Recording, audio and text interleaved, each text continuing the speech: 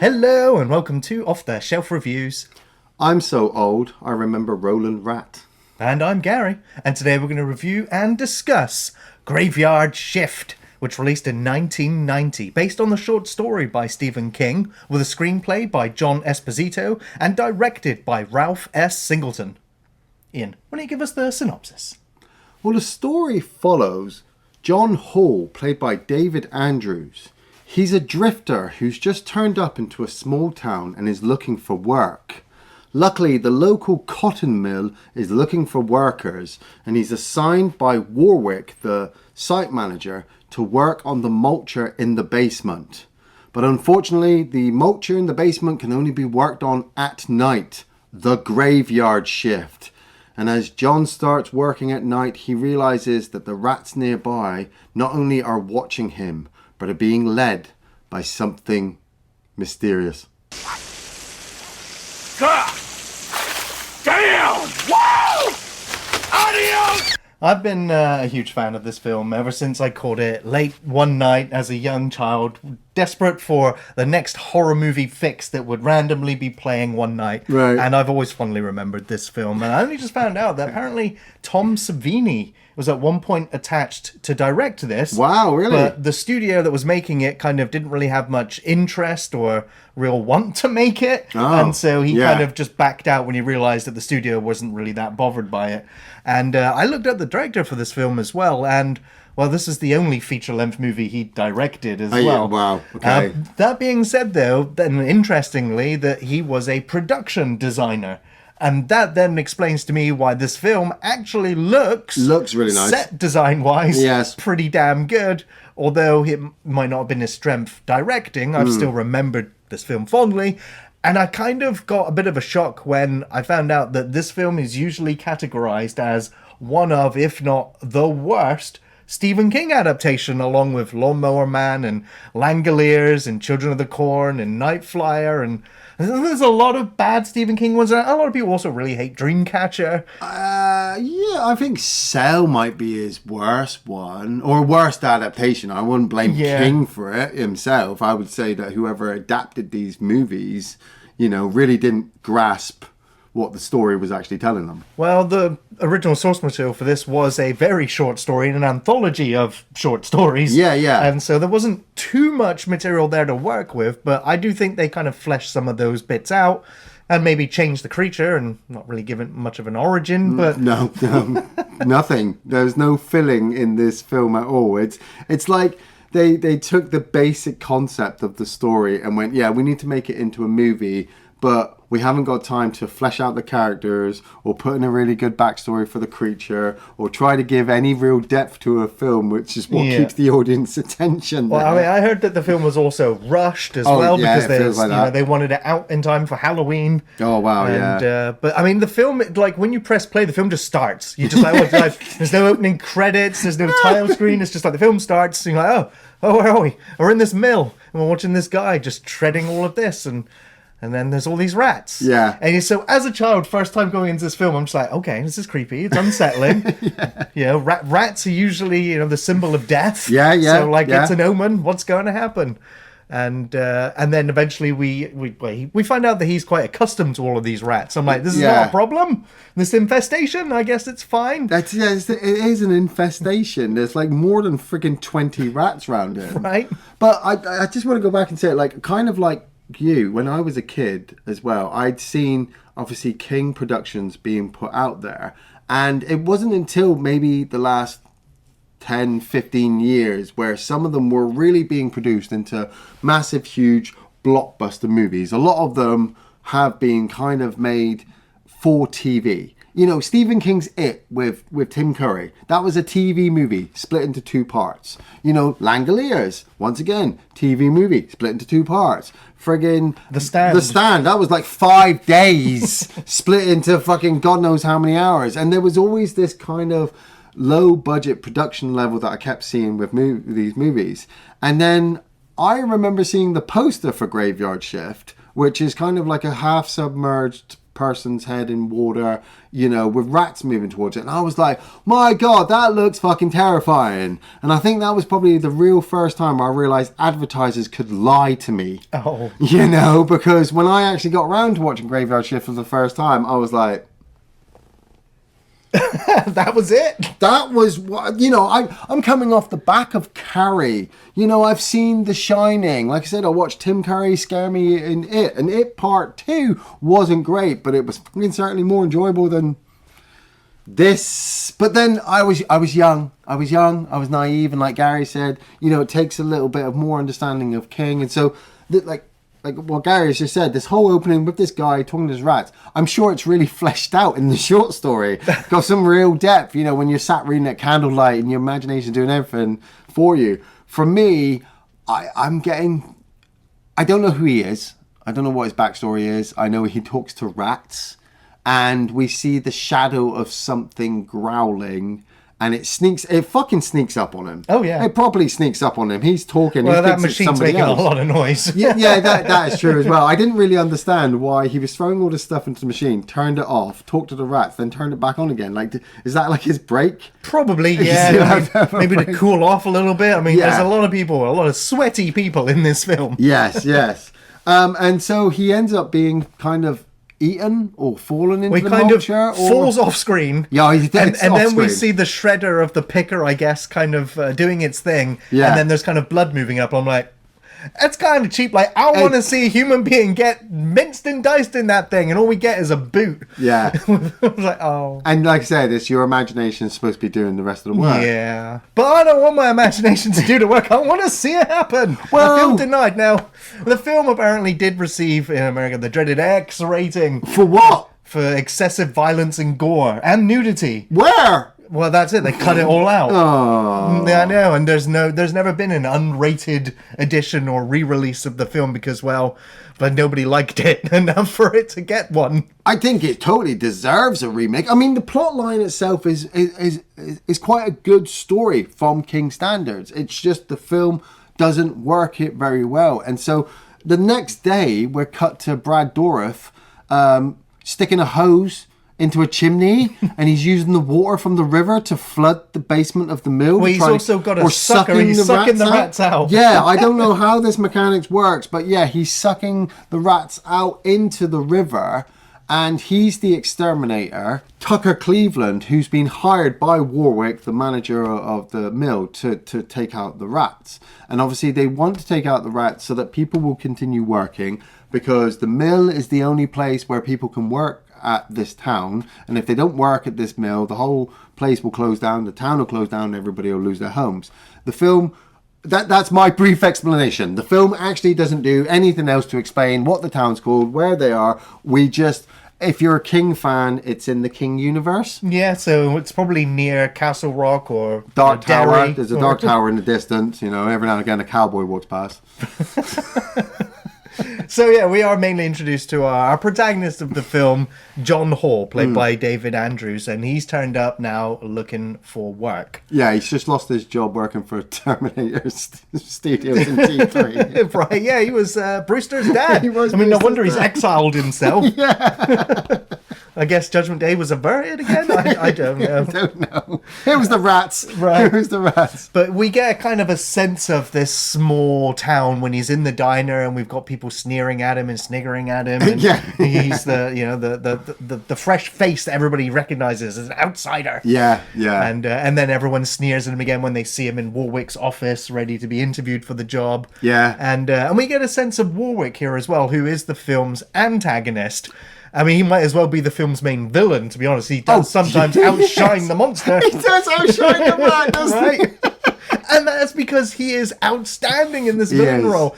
Not because of his... I mean, it is... It's a fine line between great acting and campy, cheesy, chewing up the scenery acting, and he is both. Yeah, but it's also because Stephen Macht is like a complete sleazeball. And... I mean, I don't know him personally. I haven't... Like, the only other thing I saw him in was Monster Squad, but I can't really remember what character he was. He was the dad. Did we like him? He was fine. Right, yeah. So I don't really remember him that well. But in this, like, He was also in, I think, Amityville 4 or 5, the one with the clock. Oh, right. Yeah. I mean, Okay. But at least in this, like, he's kind of given some time to shine. I don't know if it really was like a conversion of the actual character from the book, or if the scriptwriter was just throwing shit together to have this character there, because he runs the mill, he makes everybody work these really long shitty hours for no pay.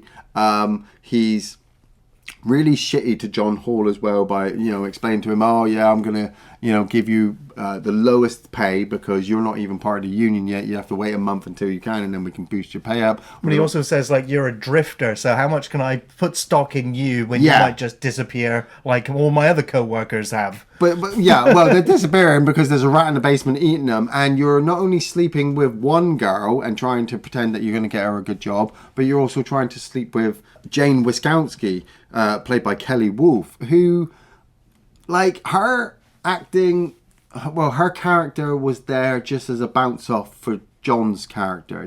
John The was potential love the interest. potential love interest, yeah, but we don't really get much from her. Like, we know that she moved to another state. She came from Castle Rock. She ended up working here, and because she kind of really needed the job, and well, she ended up like getting divorced, didn't she? Yeah, and yeah, so she was married Warwick and took her divorced. in and Yeah. said, "Yeah, I'll give you this promotion. However, you have to perform favors for me on Mondays and Wednesdays." Yeah. And so she just kind of went along with it until she put a stop to that. Yeah. And so now there's still this tension, I guess, between Warwick and her. Well, yeah, well, obviously he's a Obviously. piece of shit. But Well, yeah. But the film tries to imply that these people are, like, at the end of their, their running place. They can't go anywhere else. So everything that they are doing in this mill, because I don't want to say town because they don't see the town. Everything they're doing in this mill is all they can do. They're struggling.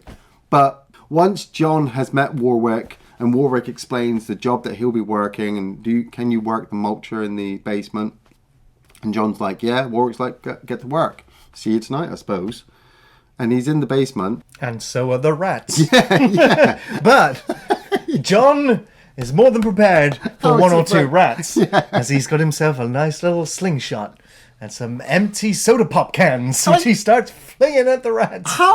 How powerful is that slingshot that the empty can do that? Well, I think it's more to do with the rat trainers and animal supervisors back there yanking the rats back. Off camera, of course. Yeah, no rats were harmed in the making of this film. Bullshit. Like, Man, it said it in the text at the end of the film, so I'm believing it. right, yeah. Therefore, I can enjoy and laugh at all the rats being hit by flying Coke cans. And the ones going in the water and getting out, and I'm thinking, none of them drowned. I'm sure they No, were they all literally safe. use specific rats for specific sequences, including specialized swimming rats. Swimming rats. Oh, my bad. And they also used, of course, like fake rats, which are pretty obvious when you see them. That are floating or they're dead as well. But, Yeah. yeah. Apparently, no rats were harmed, so therefore the comedy dial turned up for me.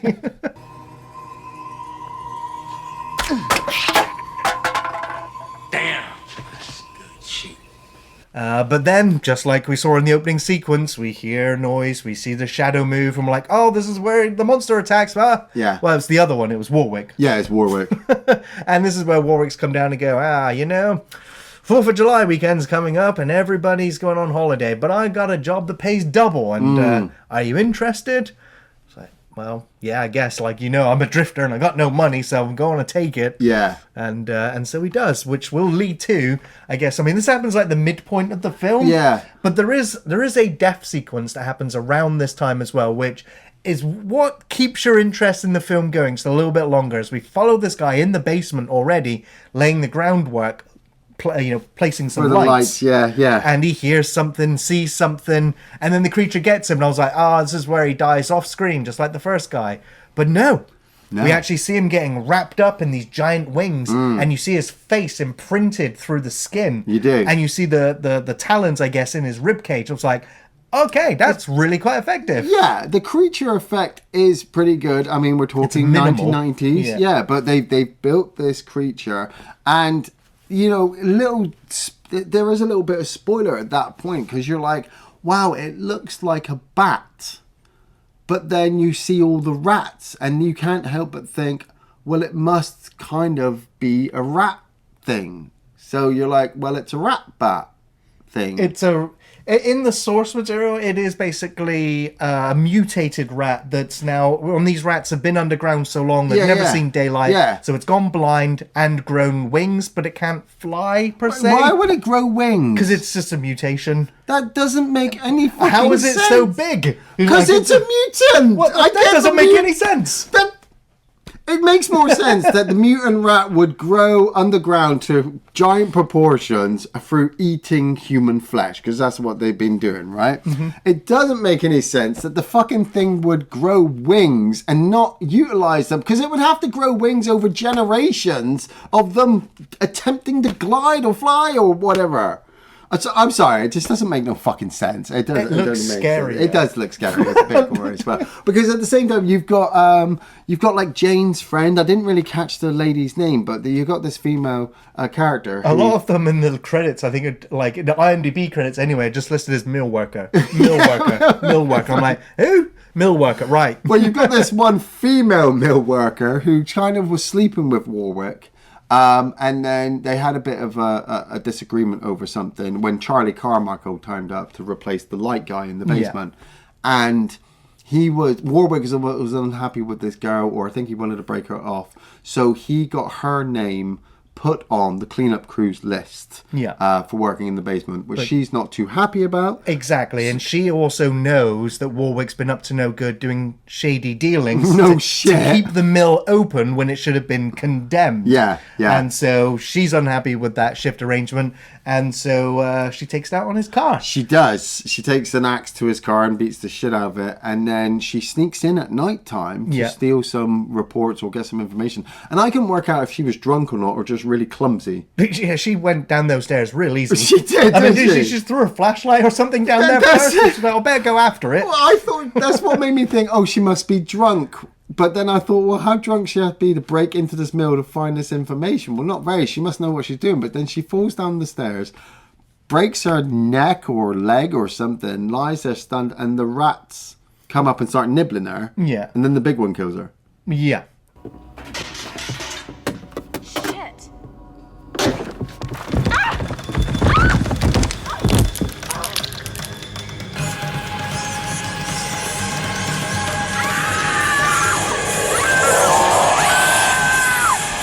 Off screen. Yeah. Yeah. And of course the body's never found, so everyone just assumes she just packed up and left town. Yeah, she just didn't want to work there anymore. You get some kind of relationship build up between John and Jane where they start kind of hanging out a little bit more. Like the film time jumps as well. Like even Warwick, doesn't he, says to John, oh yeah, next week is, freaking 4th of July weekend. So they go like a whole 7 days that we don't see, where they're all hanging out and they're all working and the rat doesn't kill anybody or do anything, I suppose. But John explains to Jane that, yes, he's got a wedding ring on, but no, his wife's been dead. We don't know how, we don't know why, we don't know for how long. Jane's like, oh, I'm really sad, but I'm kind of glad because that maybe means that the two of us can get together. They don't, which is really shit. I mean, that was the nudity that we were fucking missing. It would have been cool. Keep the story going.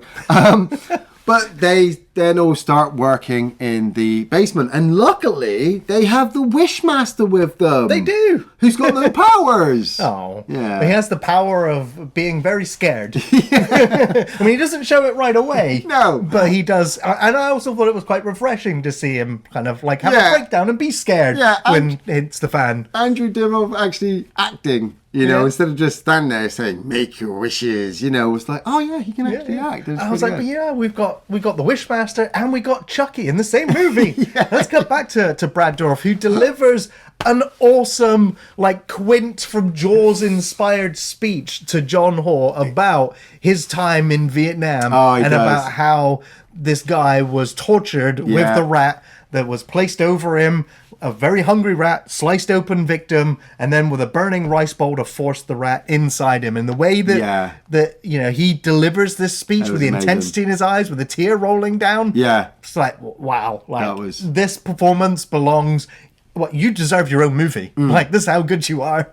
And it's just a shame that we only get snippets of him here and there. And then Warwick comes along to the exterminator and says, look, You know, what did you do? You pumped all of those rats into the next door neighbor's garden. Yeah. And he was like, but that's what Mr. Bachman said to do. And small trivia here for you. I'm sure most of you are well aware that Bachman was Stephen King's other pseudonym, or his other pen name. Yeah. And so the mill they're working for is owned by Bachman. Mills, yeah. But they're about to fire him and make sure he loses his license. We're like, well, I've got one more job for you and we'll straighten all this out. I need you to head into the graveyard and do something. So, okay. Yeah. He's like, I think we know where the rats are coming from. And so Brad goes into the graveyard with his dog. Is it Moxie? Moxie. His beer or whiskey swilling dog. Yeah, that shot was great where he's drinking the whiskey. Yeah. And Moxie can kill, rats. He's been killing rats. He's a rat terrier, right? Yeah. He's been a rat killer since he was a puppy and stuff. So they head into the cemetery, and then Moxie goes running into like one of the crypts or mausoleums, and as soon as you see him run off, you're like, that motherfucker dead. It's the whimpering that kind of does it, yeah. And it's just unfortunate that Brad Dourif doesn't seem to be upset or anything when he hears that. He just he walks in there and goes, oh, Moxie, no job is worth this. And then when he can't find his dog and he starts to get scared, he goes, well, no dog's worth this. And I was like, hang on a minute, that's a bit harsh. Fucking... Yeah, man, he's seen some shit. He's been in Nam. He's shell-shocked. So I'm like, it's fine. You know what he has got? He's got a bit of a coughing problem. Oh!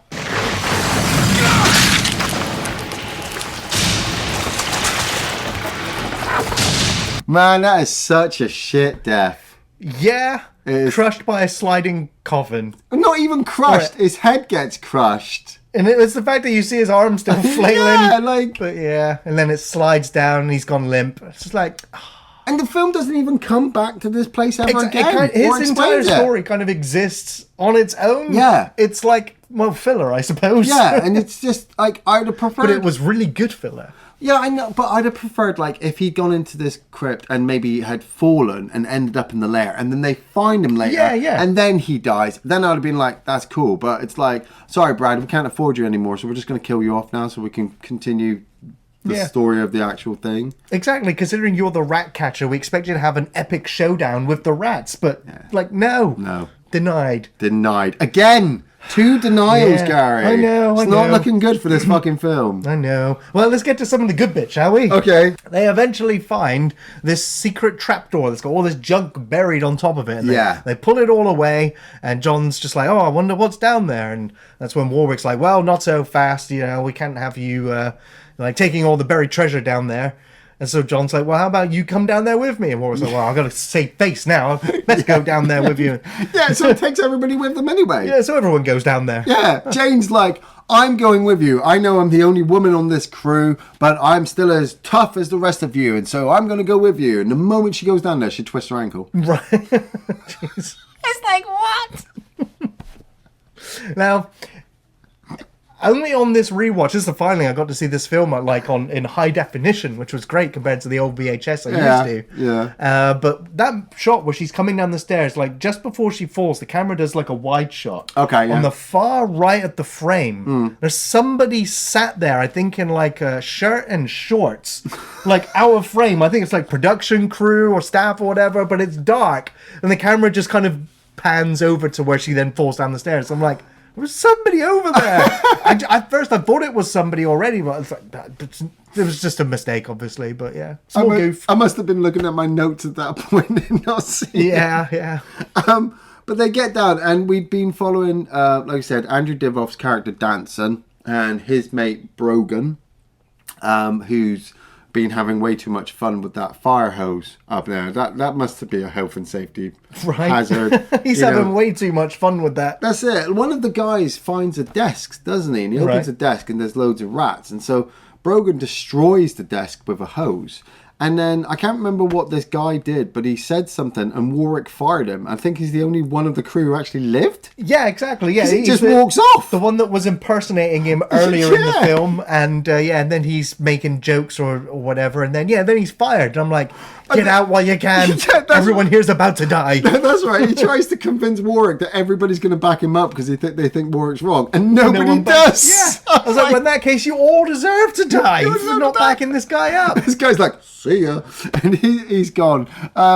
But while they're down underneath the trapdoor, Brogan falls through a hole. No, he gets spider. He walks into some spiders' webs. Right, that's right. Then wipes them all away and then panics. Then he finds a severed arm. That's right, yeah. Then he panics again and he goes to run up the stairs and the stairs give way and he collapses, taking the entire staircase back up, down with him. Into the water. And then the rat thing finds him. Yeah, this is what Brogan's death is kind of a combination of the poster as well. He's in the water, you see his face, he's screaming. I'm thinking, oh, you're going to see all the rats swimming up like in the poster. Nah, denied. He goes underneath the water and then he comes back out and he's got scratches on his face and everybody starts freaking out. Then they all just start running off. And I'm thinking, why don't you just climb back out the hatch? Well, that was the staircase. Remember, it all collapsed. Oh, right. Yeah. So Yeah. they can't climb the stairs. Yeah. Right, that makes sense. But I'm sure he could climb. Well, yeah. Instead but then they the decide- monster was there, so they just shoot off in different directions. That's it. They all just start heading deeper down underneath whatever this thing is underneath the mill. And we do get that hell of a great kind of wide shot with like the mill in the distance on the hill. And then there's kind of like a hole. and Yeah. You can see underground, but then there's It's a more great buildings. Yeah, it's and a great stuff, matte painting with all of the bones and skeletons all Yeah, piled up. yeah, It's a great shot. it's a Yeah, great To say fucking the set shot. design, production quality was really, really good. Yeah. considering I mean it's still like a studio movie, but it's on the cheap.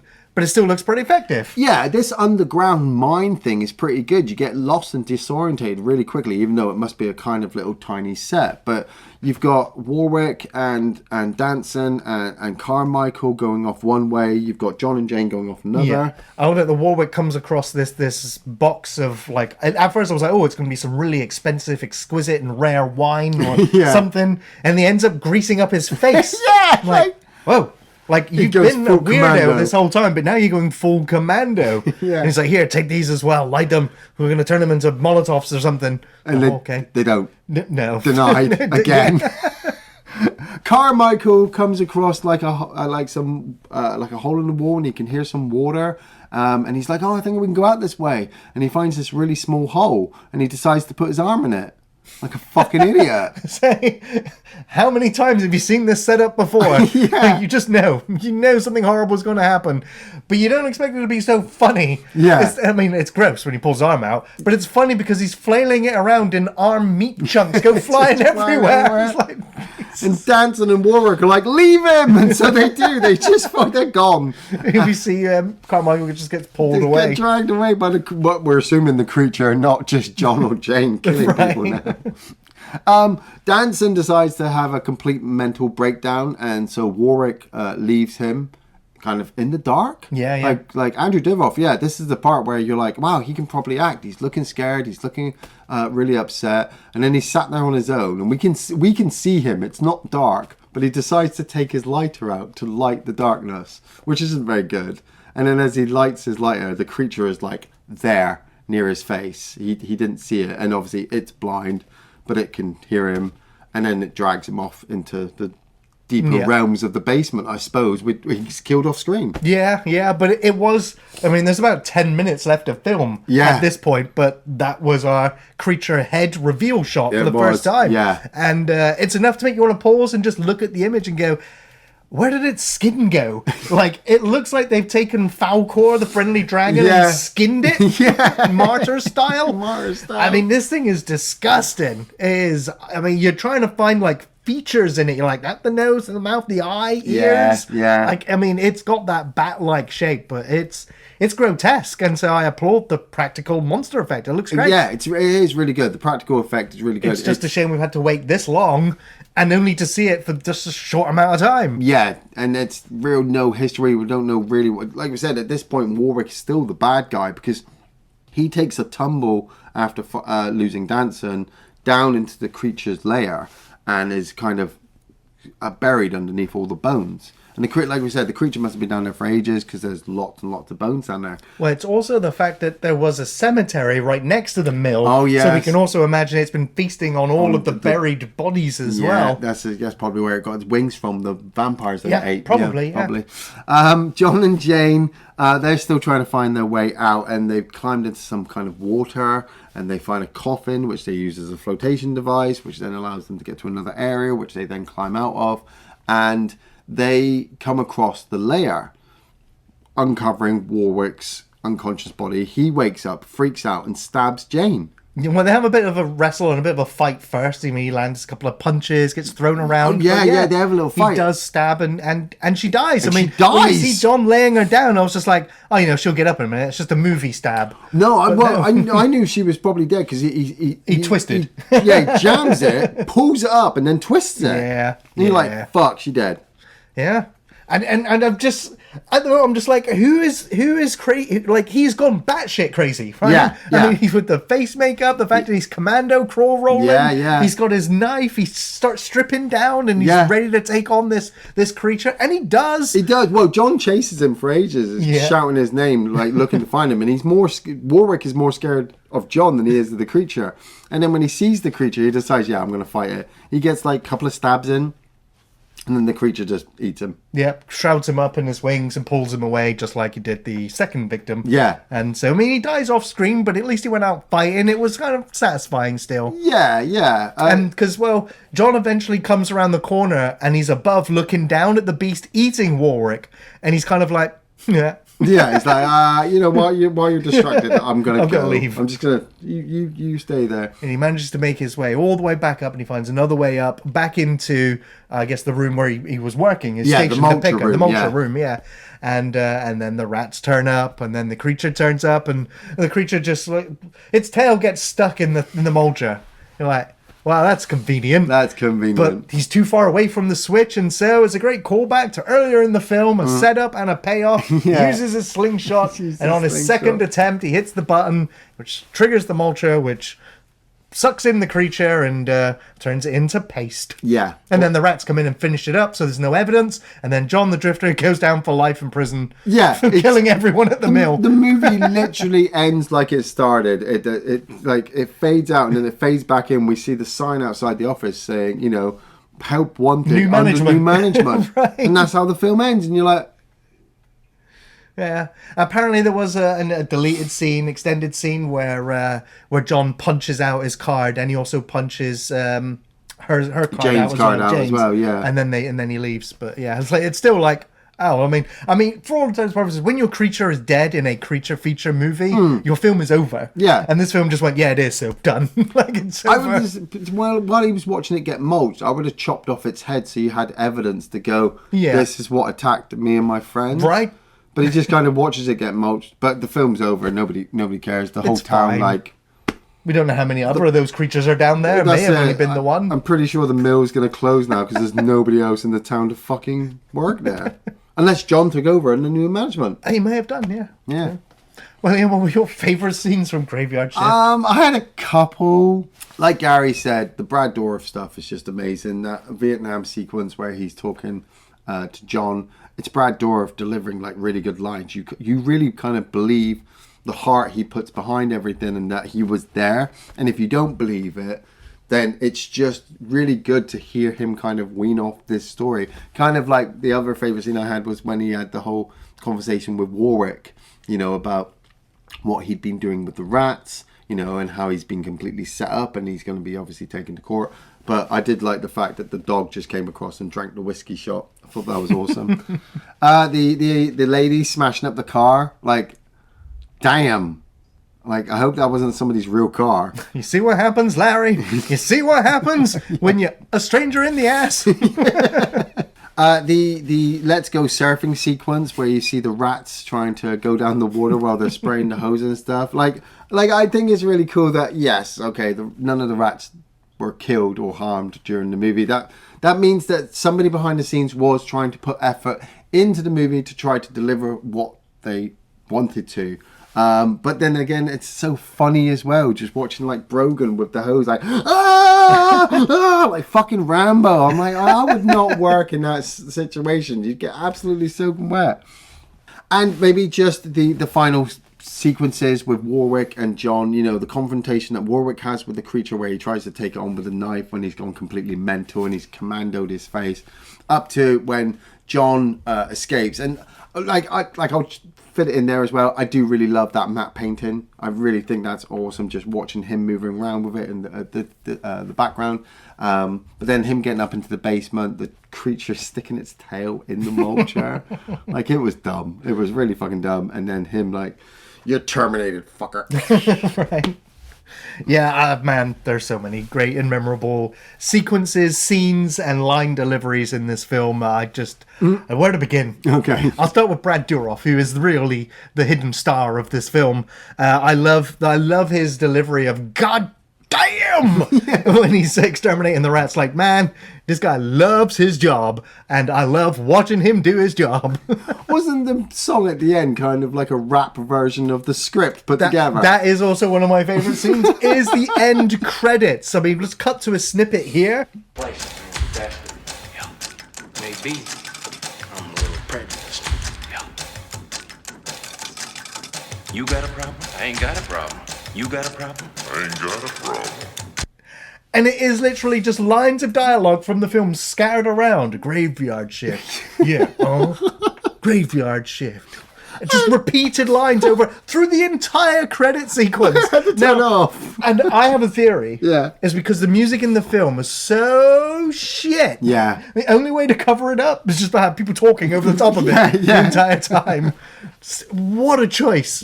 There's no other film I can think of that's ever done this. Before or since. Freddy's Dead with their song at the end, that was pretty shit. Yeah. When's the last time you've been to a graveyard? The graveyard shift. Another Brad Dourif sequence is when we cut back inside the mill in the office area, and we just see this large secretary just running around the corridor screaming. I'm like, oh, she's probably seen a rat. And there's Brad Dourif chasing after her. And then he does eventually find a rat. It's like, it was great. Little gag there. Slinging soda pop cans, Coke cans, Pepsi cans at the rats. Like, it's great. It's the fact that he hits every single one and they just go boom, boom off He's screen. a hell of a shot. It's great. Mentioned it earlier. Brad Dourif, his Vietnam flashback sequence about the torture and how these hungry rats can get, and they'll eat human flesh from inside and out. Yeah, absolutely disgusting, but really, really strong performance there. That gray black son of a bitch would have nowhere else to go but inside. The second kill, when the guy gets wrapped up in the wings and his face comes through and the hooks are inside him as he's getting dragged away, I was like, yeah, that, as a child, I was like, that was an impression. That was a great first kill on screen that set your imagination off as to what did I just see? What is it capable of? And all those kind of things. So it's a really good kill. It's annoying that a lot of the blood and gore has been cut from the film. We may never see it, but that, I think, is still pretty effective. Show's over. You gotta give it to Stephen Macht in his performance. And I love the whole sequence where he's there. He's seen his car getting smashed up, and he comes down to beat her up. Yeah. And John grabs his wrist, and he's just like, "Look, no, like what you're doing is terrible, and it's wrong. Yeah. Plus, everyone's watching right now, so just don't do it. Stop. Yeah. And he does, and he's like, all right, everyone, go back to what you're doing. Show's over, and it's just his hybrid New England accent that's just really thick and strong, and a quick supercut of his character here. Morning. 4 weeks before the union comes knocking at your door. You're still interested. Execute these orders. You'll get through it without a snag. And then what happens? That bastard ain't been touched since Christ was a kid. You best be punching out your time card permanently.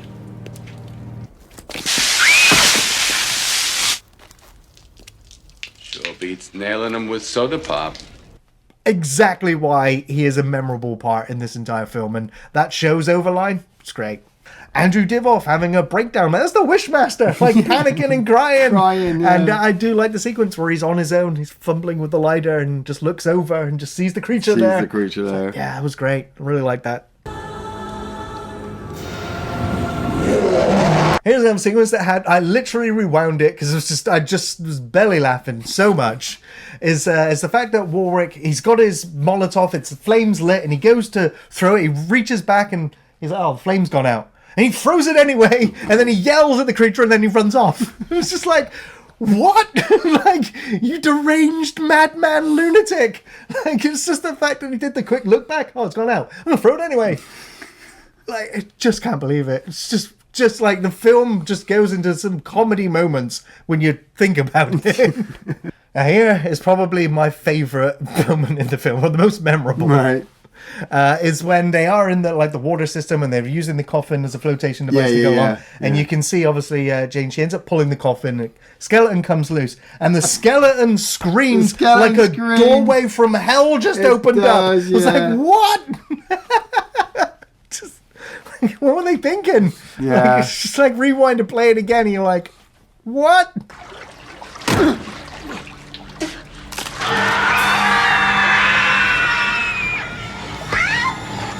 But yeah, so and all the creature effects and the creature kills, there are a few of them, but very memorable. Nice. Ian, do you recommend Graveyard Shift? I want to say no, because I don't think it's very well edited. The pacing seems to be all over the place. The creature's not very well used. The acting is okay, I suppose. But at the same time, I do want to recommend it because if, like me, you've experienced Stephen King productions over time, you have your best, you have your worst, and then you have those ones that kind of linger in the middle that you're unsure if you enjoyed or not, so you're unsure if you should go back and watch it. For me, Graveyard Shift sits in the middle, but it doesn't sit there on its own. It does sit there with movies like Children of the Corn and The Night Flyer, you know, and The Langoliers and Dolores Claiborne and Storm of the Century. And a few others that King has obviously written short stories for that somebody's gone, ooh, we could turn that into something and make some money off of this. And so they do. And you watch it and you go, it's not as good as The Shining, Carrie, Doctor Sleep, you know, fucking all of the other Maximum Overdrive. I always love throwing Maximum Overdrive in there. It's not terrible. It's just, if you're not well experienced, you would watch it like we were when we were first young, you know, and we watched it and we were like, man, that's not great. You're denied a few things in the movie that you should have happen, which would make it totally memorable. So on that context, watch it if you're going to watch all of the other schlocky kind of Stephen King productions out there, just for fun, you know, knock them out. If you're kind of like me, where you're like, look, no, there's nothing in there for me, don't watch it. I'm absolutely going to be recommending Graveyard Shift. It's the greatest movie ever doing. I've always enjoyed watching and revisiting this monster creature feature and still find it entertaining now, if not more, since discovering this late one night on television as a horror-hungry kid. Now, Graveyard Shift, I feel, has been unfairly lumped in with the bad Stephen King adaptations, which is fine. I just hope that doesn't put others off checking this monster film out, as I feel you'll be missing out on a fantastic performance by Stephen Macht, who steals every scene with a truly exaggerated New England accent. He's a villain you love to hate, and at times, he outshines the film's main villain. Brad Dourif is also on top form here as Tucker Cleveland, the Vietnam shell-shocked rat catcher that deserved a bigger part to showcase his brilliance. The monster effects were really good. They were practical and I found them to be quite impressive, though it has very little screen time and very little screen presence for most of the runtime. But I did find it effective and memorable. So yeah, maybe it is a crap horror film, but I enjoy it for all the wrong reasons. But I do enjoy it. It's very entertaining and it is so worth a watch. It's a living, but not for long. Thanks for watching Off the Shelf Reviews. So juicy. Damn! The graveyard shift. Oh, God, this is bad. Show's over. Everybody go back to doing what you were doing.